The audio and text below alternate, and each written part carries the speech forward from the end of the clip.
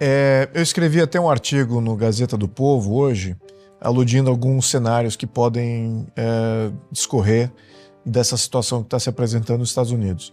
Temos as investigações com relação ao USAID e também temos esses indiciamentos feitos pela empresa do Trump e do Rumble.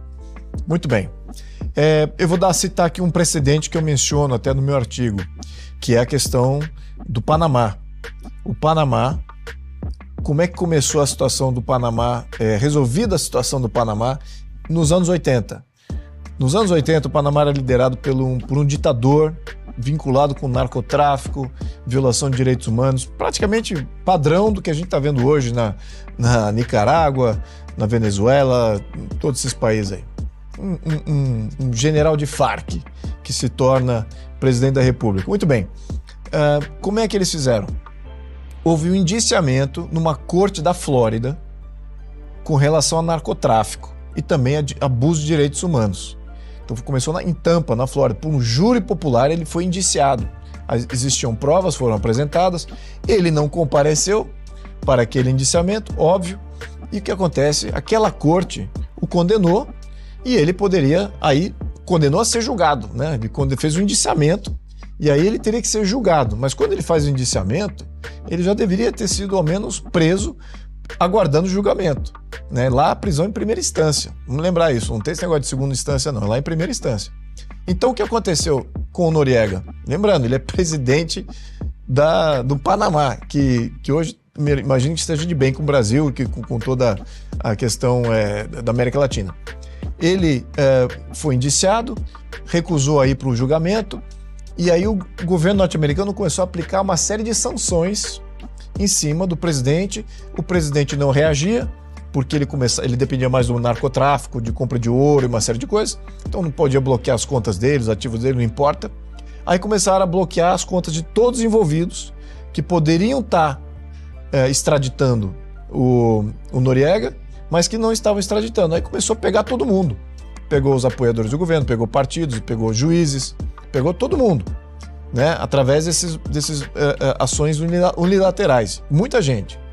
Não foi bastante, demorou 2 anos esses processos.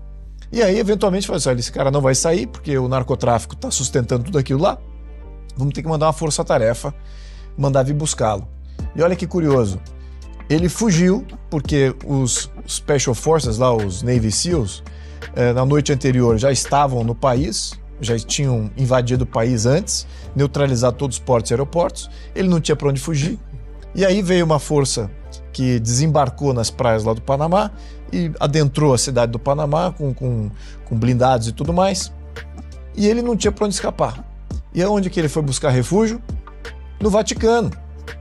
Por que será no Vaticano? Alguns especulam que muito do dinheiro do narcotráfico estava lá no Banco do Vaticano. É um detalhe. Mas isso, a verdade, nesse sentido, ainda não apareceu. Um escândalo USAID aí com relação a isso não apareceu ainda. Mas, enfim, dizem as más línguas que o Vaticano recebeu e lavou as mãos com relação a ele, com relação a essa ação norte-americana. Muito bem.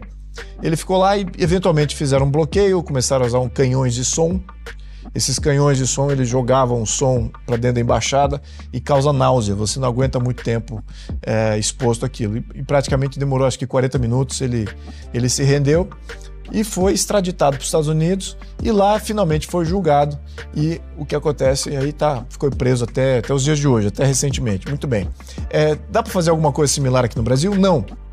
Não acho que essa última parte de ação militar possa acontecer. Se bem que se o Brasil está brincando com fogo aqui, porque nós não estamos falando do Brasil nos anos 80, nós não estamos falando do Brasil nos anos 90, nós estamos falando do Brasil no século XXI, em que o governo já sinalizou apoio a grupos terroristas, sinalizou apoio ao narcotráfico, sinalizou apoio aos ditadores que existem no mundo.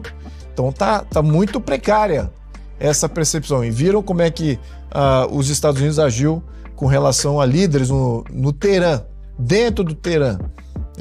Encontraram alvos dentro das suas casas, né, porque se colocaram como inimigos dos Estados Unidos, da segurança nacional norte-americana. Então, veja o tipo de operação que eles fizeram lá. Fizeram uma força invasora? Não fizeram uma força invasora.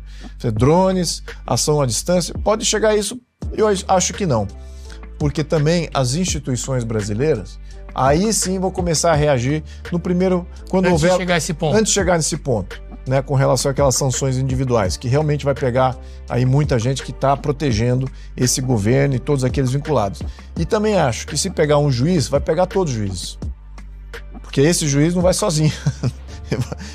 Na minha opinião, e estou conjecturando politicamente aqui, não estou com bola de cristal nenhuma, mas só estou discorrendo aqui sobre um precedente que já aconteceu na região e foi exatamente isso, essas situações, né? Que você começa a criar sanções em um, e esse um ou bloquear ele, tirar ele do jogo, e esse um acaba entregando outros, aí os outros começam a ser sancionados, então isso acaba tendo um efeito cascata que, antes que chegue nesse momento, eles vão fazer alguma coisa, ou as instituições brasileiras vão fazer alguma coisa. Essa é a minha previsão.